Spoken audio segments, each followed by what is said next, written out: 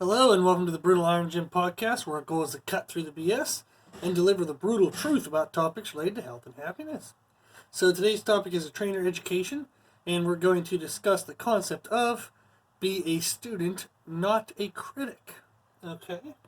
So the first thing we want to start with is kind of like a subsection of that idea, is the statement of don't aim to compare, aim to understand. So, comparing yourself to other trainers sets up kind of like a mindset of like right versus wrong, good versus bad, or me versus them.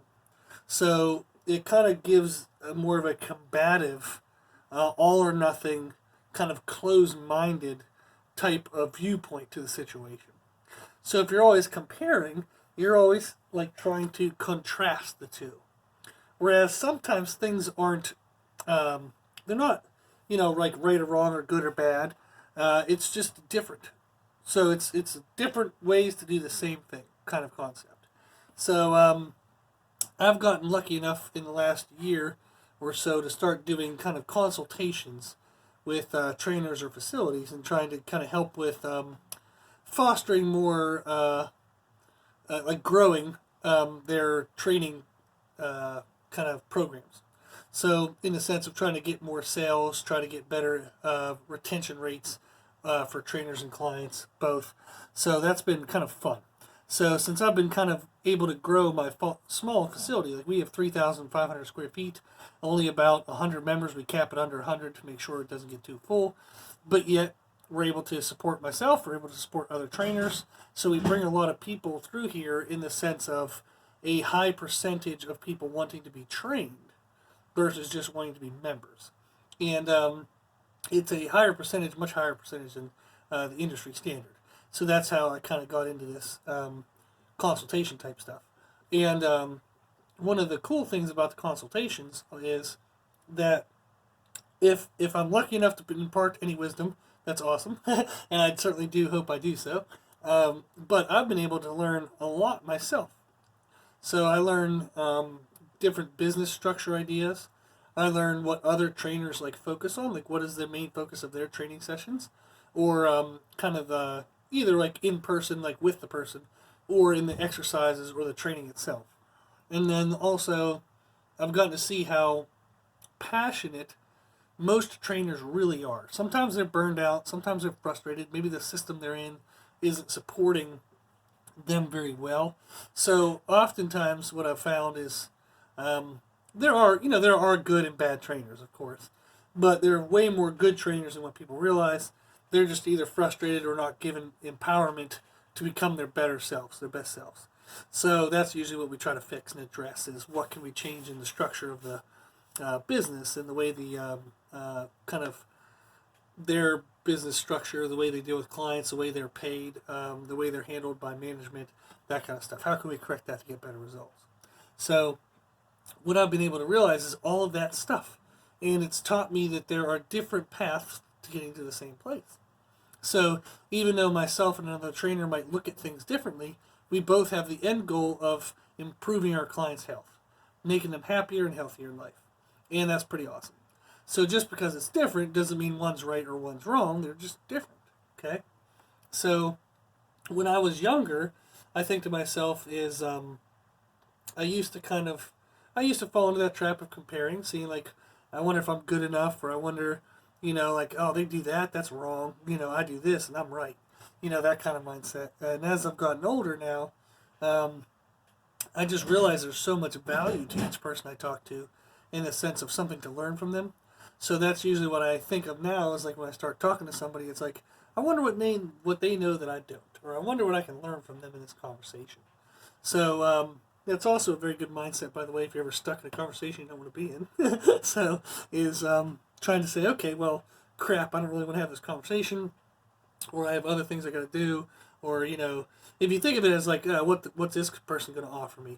It's not a very friendly way to think, but that is commonly something people think. So we might not want to admit it.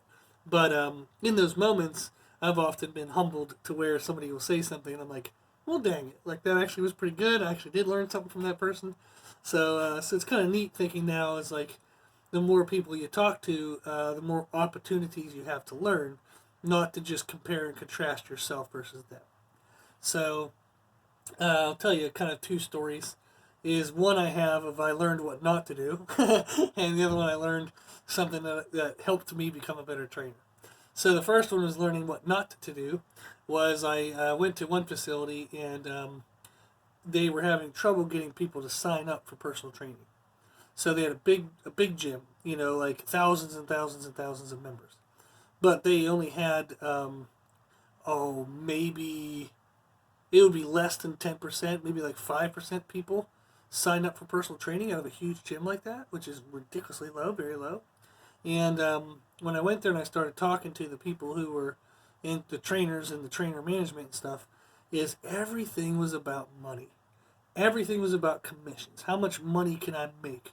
Like, if can I sell sessions of this much time or this many sessions at a time, or how long can I get people kind of attached for? And it was really like a bad mindset in the sense of it wasn't like hey, what can we do to make people realize that we're just here to help them? What can we do to get people excited about the programming? What can we do to educate people? None of that was the questions. The questions was, how can I get people like roped up for more money, or how can I get them on auto draft or under contract for more money? And it was like, oh, well, don't sell this type of contract because you only make your commissions at this percentage if you do this and this. So if you give them to pay like the first month down, then the last month, and then you give them to sign up for 12 months, you get this much commission. So that's what I always push. And that's what one of the management guys said, was he said, I only sell those because that's how I make my money. And it's like, you're an asshole, dude. That is not what this job is for. So it was kind of comical to me is that one of the ways in which I suggested that they sell personal training sessions, one of the ways we do it here at Brutal Iron, they didn't even have a structure for it. So there was no commission structure for it. They never even had sold things that way. And I remember when I mentioned to them, I said, hey, why don't you sell your sessions in this manner? It'll get the clientele base up. And then maybe over time you can start offering longer durations contracts. But right now you have a manager who just tries to sell 1 year packages, trying to get like $600 out of them the first day. And no wonder this isn't freaking working. So I said, why don't you do this, this, and this? And the first questions were, well, what's the commission going to be when we do it that way? It's like, you guys are focusing on the wrong shit. Like, that is not what we're here for. So that really helped me understand that, and it was comical because these people, like, they'd talk, and if you're listening to this and you're slightly offended, I don't really care because this is a good lesson for you. But they thought they were slick as hell. And they thought when they were talking to people, oh, I say this and I say that, and, I get them roped in for this, I get them roped in for that. And I'm like, and when you watched them talk to people, you could see that they were just playing the people. So they thought they were so damn smart that they could just play these people, but it was ridiculously, painfully obvious that's what was happening. So until those people dropped the money concern, until they dropped their egos. So I remember, like, the one conversation I had, the guy told me for 40 minutes what he did and how well it was working. And I'm like, you guys are failing in business on this exact topic. And you're sitting here telling me what's working? It ain't working. So you have less than 5% people signed up for personal training, and you're telling me that what you're doing is working. That's ridiculous. So that was something I learned. So when we say be a student, was what could I have learned from that moment? So rather than like looking at it and be like, oh, these guys are a joke, I'm just going to disregard this. So what it really taught me is don't try to play games. Don't try to think you're above people. So too often in sales, people try to come up with slick ways to to manipulate someone into something. So they'll make it all about them. They present it as in, oh, we ask them this and we ask them that, and we really care about them. But it's always, we care about them to get this from them. No, just care about them. And then stuff will come. Sometimes you won't make the best sale. Sometimes you won't get the best commission. But you're going to get more people helped through your gym. And that's what it's about. If they focus more on just helping human beings, okay, rather than the money they make, the money will come eventually. But if you focus on money all the time, people feel that, they know it, they recognize it, and the program dies. So too often money becomes the focus, even though the person thinks they're, playing the person and, I get them to do this and this and this. And that's a horrible language. So it's manipulation language.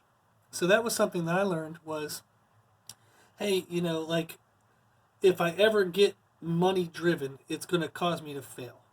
No matter how slick of a game I play, no matter how many, salesman books I read, if you approach everything based on selling, selling, selling, how much money can I make? No matter what strategy you use, you will fail.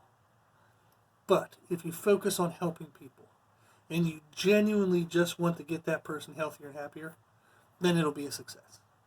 So that taught me something kind of like don't do it that way and kind of reinforced a little bit of the way I did do it. So that was an example of maybe like a right versus a wrong, but there was something to be learned, not just compared and then thrown away. So I didn't just be like, they're wrong, and then stop. There was an opportunity there to learn from.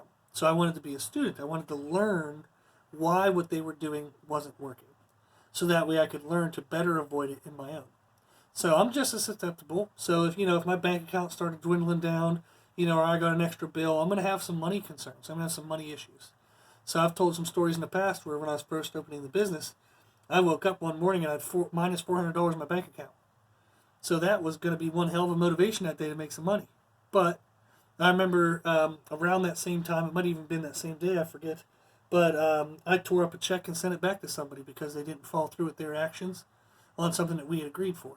So they paid me money for something, I did the something, but they didn't do their part. And then they wanted me to have the money so they could pay for their guilt.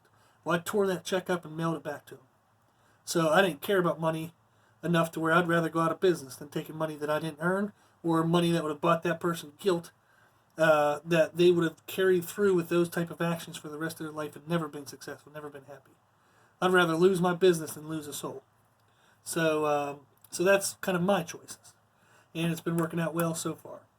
Another story I had that helped me become a better trainer by learning what to do was I had talked with a female trainer once, and she commented that sometimes her and her clients would just talk things out. And I kind of started asking more questions, and what she got to was that sometimes she would have like either 30-minute sessions or even 1-hour sessions scheduled with the client, but the client wasn't doing well with their nutrition, they weren't doing well with their training, they were kind of stressed out in life.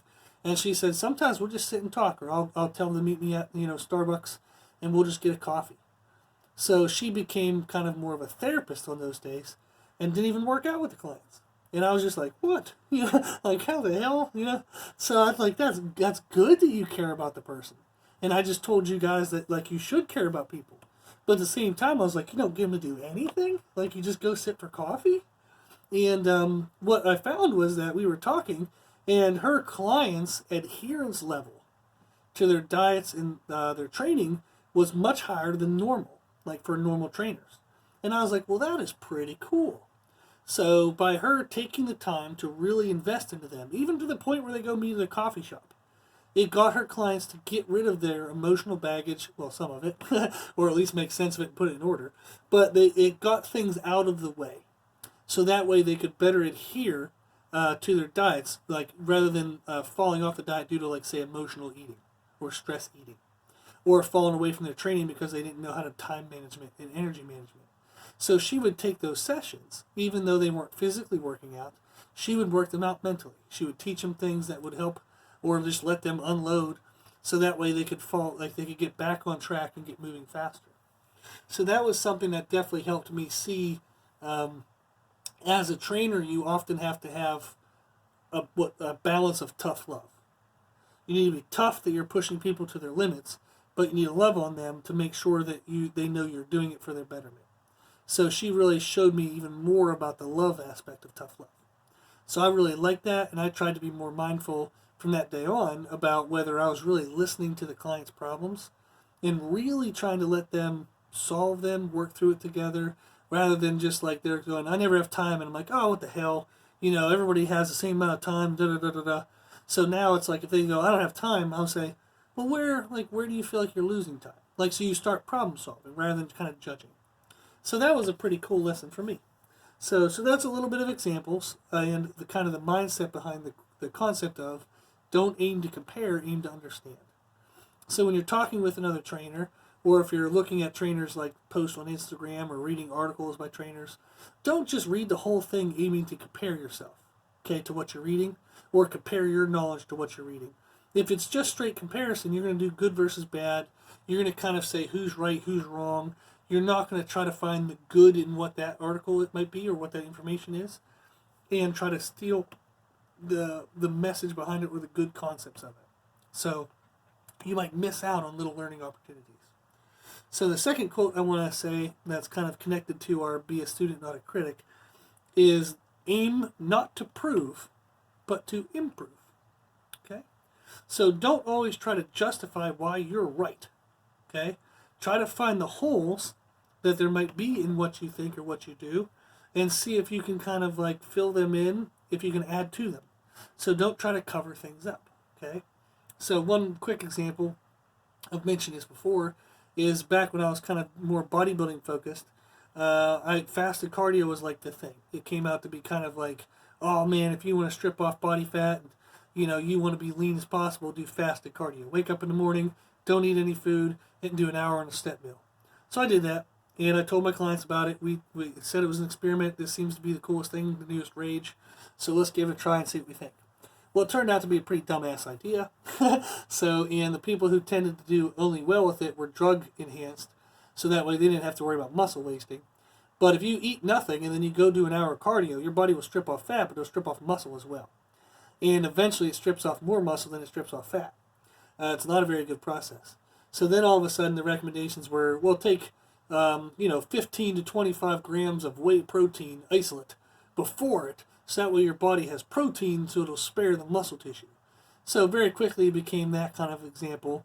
And then all of a sudden they found out that people would lose more fat or have a better performance, which would help them lose more fat, if they were to add a little bit of carbohydrates. So now all of a sudden, instead of fasted cardio, you're just doing cardio after your first meal. And it was like, oh, hell, you bunch of idiots. Like, so it was like, dagummit, we worked through all this stuff, and we came back to where we were. But that's part of the process. Sometimes experimenting is how you find the next best thing. So sometimes you have to try 4 wrong things to find one amazing, awesome thing that if you never had done the 4 things wrong, you never would have found that 5th thing, right? So sometimes experimenting is necessary. But at the same time, it's necessary to recognize if something is detrimental, if it's not working anymore. So the concept of aim not to prove, but to improve. So if I was doing fasted cardio with my clients, and my clients didn't see good results, and I didn't see good results, I don't want to just be like, put my foot in the ground and say, well, this is what the industry says is best, and, we're going to do it because this, and this. And it's like, no, the facts are showing you that it's not getting results. So don't be all stubborn. Don't try to prove why you're right. Sometimes you will be wrong. So I have been wrong many times in my career, and you're going to be wrong in your career many times as well. So don't try to prove things if all of the data and the results are saying otherwise. Okay? Just aim to improve. Say to yourself, well, we gave it a try. It didn't work out. Let's move on. That's the goal. So if you think to yourself is like, what is something that maybe it's time for you to move on from that you're not? And this can be true in regular life as well as a trainer. But sometimes we get a belief that something is good, or we get a belief that something is working, but we don't have data to back it up, or even the data in our experiences starts to realize, man, maybe this isn't working. Maybe this isn't going the way that I thought it was going to go. Well, don't get stubborn and just try to force shit. So analyze it and realize that maybe it was a mistake, and you need to stop and redirect your course. Okay? So I remember I used to do knee-based warm-ups before lower body activities. Excuse me. So don't do podcasts when you're tired. But so I used to do knee-based warm-ups because that's what I learned from bodybuilders. So they would do leg extension, leg curl, and then they would go squat. Well, I did that for a couple of years, and clients they'd be kind of warmed up for the squat, but not really. It still looks stiff. So then all of a sudden, hip circles came out by Mark Bell of howmuchbench.net. So Slingshot is his company name. But they had hip circles, which was this cloth band you'd put around your knees, and you'd do like side steps and marches and glute kickbacks and stuff.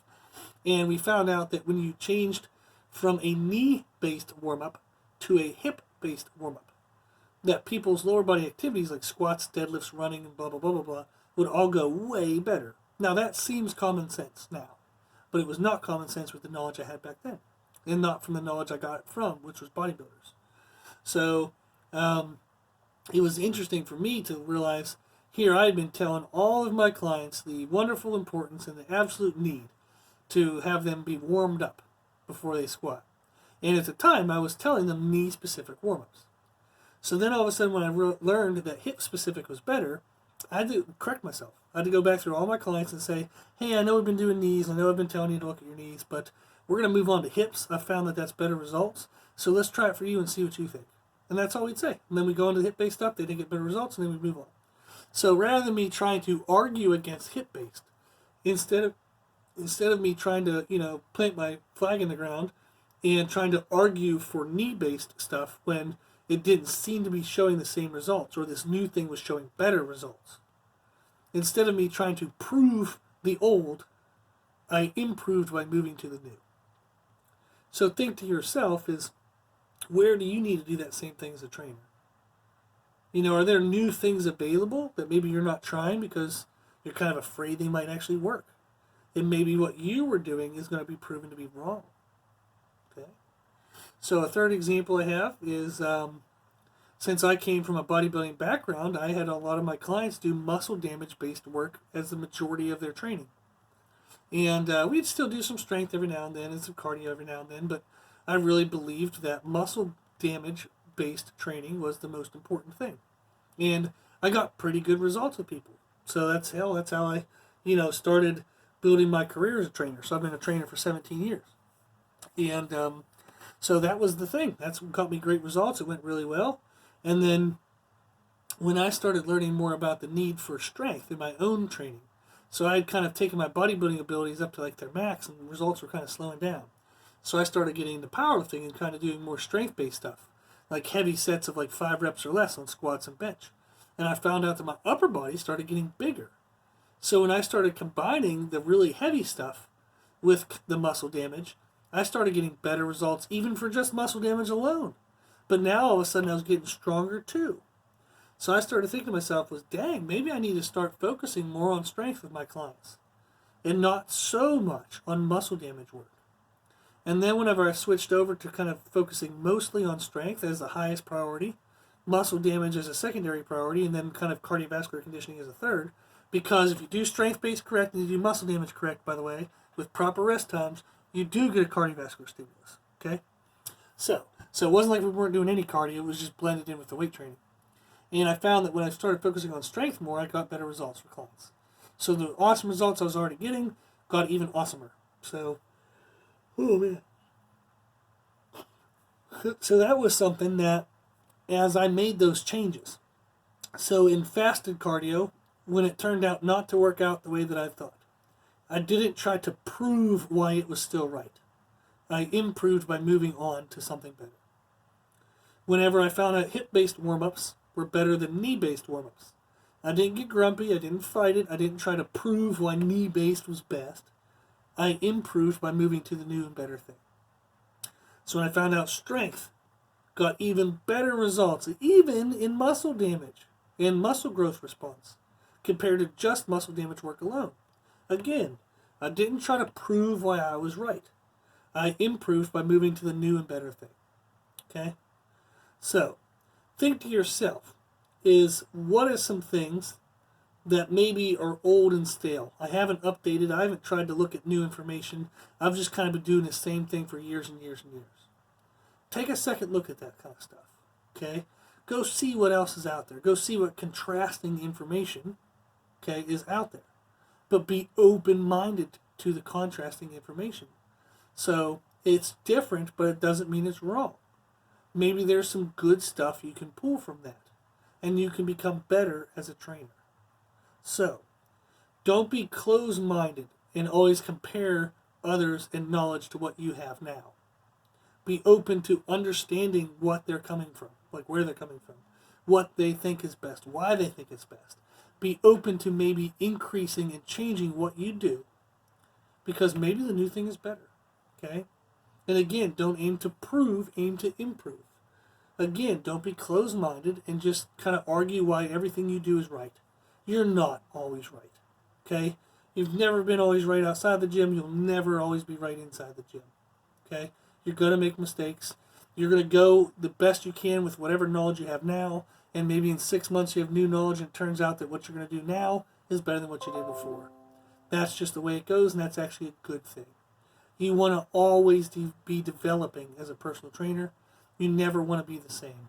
So I was telling somebody the other day, a young trainer, that they asked like what I do with programming and stuff, and I said I always rewrite my programs. And they said, really, you've been doing this forever. Like, why don't you just use your old programs? And I said, I'd be embarrassed to use my old programs. Like, if I'd used a program for 2 years ago, I'd be embarrassed because what I know now, when I look back then, I'm like, oh, I could have done this better, that better, this better.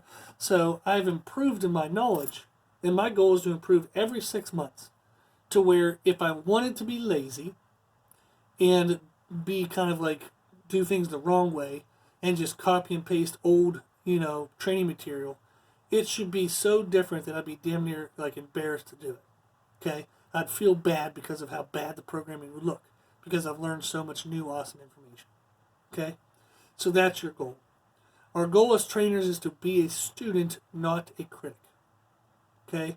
Be open-minded, be positive to change, positive to learning.